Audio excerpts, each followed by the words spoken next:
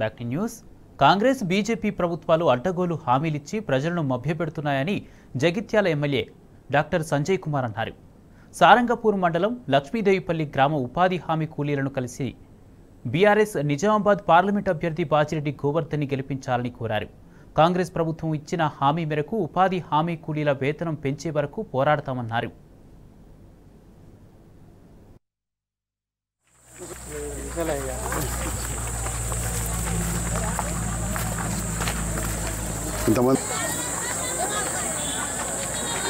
నమస్తే నమస్తే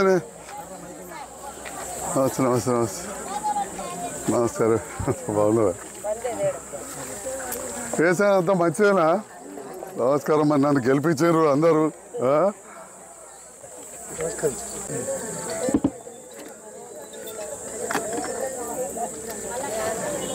ఏదైనా జెడ్పీటీసీ గారు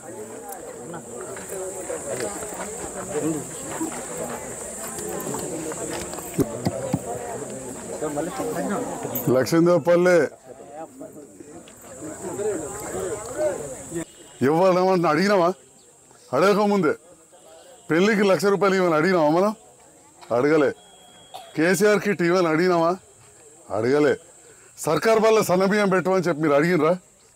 అడగలే. మీ పిల్లలు సర్కార్ బల్ల కొత్త సన్నబియ్యం పెడుతున్నారా లేదా? పెడుతున్నారు. ఇంగ్లీష్ మీడియం చెప్తున్నారా?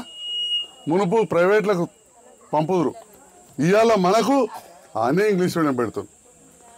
మనోళ్ళు బాలింతలు అయితే అంగన్వాడీలో మీరు ఇవాళ పోయి అడుగుండ్రి. మేము గెలక ముందు వారానికి 2 రోజులు కొడుగుడ్లు ఇస్తారు.